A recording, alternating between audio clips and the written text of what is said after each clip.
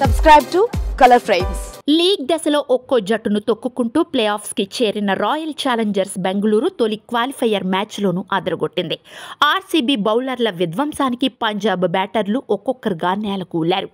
జోష్ హేజిల్వుడ్, సుయాష్ శర్మ 3 వికెట్లు పడగొట్టి పంజాబ్ పతనాన్ని శాసించారు. యష్ దయాళ్ 2 వికెట్లు తీసుకున్నాడు. పంజాబ్ బ్యాటర్లలో ఒక్కరు కూడా 30 పరుగులు చేయలేకపోయారు. ముగ్గురు మాత్రమే 2 అంకెల స్కోరు సాధించారు. భారీ హిట్టర్లున్న ఆ జట్టు పేలవ బ్యాటింగ్తో ఫ్యాన్స్ను తీవ్రంగా నిరాశపరిచింది. క్వాలిఫైయర్ లాంటి క్రేజీ మ్యాచ్పై భారీ అంచనాలు పెట్టుకున్న ఫ్యాన్స్ డిసప్పాయింట్ అయ్యారు.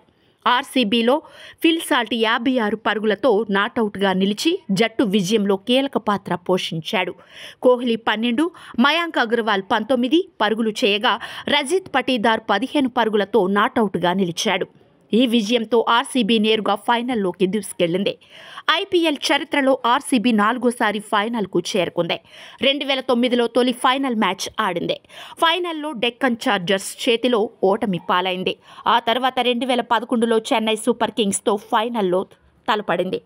ఈ మ్యాచ్లో సిఎస్కే ఆర్సీబీని ఓడించి టైటిల్ను గెలుచుకుంది. దీని తర్వాత 2016లో సన్ రైజర్స్ హైదరాబాద్పై ఓడింది.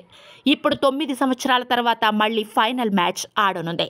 ఈసారి ఆర్సీబీ ప్రదర్శన చూస్తే ఖచ్చితంగా టైటిల్ గెలుస్తుందన్న నమ్మకం కలుగుతోంది. 17 ఏళ్ల ఐపీఎల్ నిరీక్షణకు తెరపడేందుకు మరో 3 రోజులు మాత్రమే మిగిలి ఉంది. అటు ఫ్యాన్స్ కూడా ఆర్సీబీ ఐపీఎల్ ట్రోఫీపై ధీమా వ్యక్తం చేస్తున్నారు. వీడియో మీకు నచ్చినట్లయితే ప్లీజ్ లైక్ చేయండి, షేర్ చేయండి, కామెంట్ చేయండి.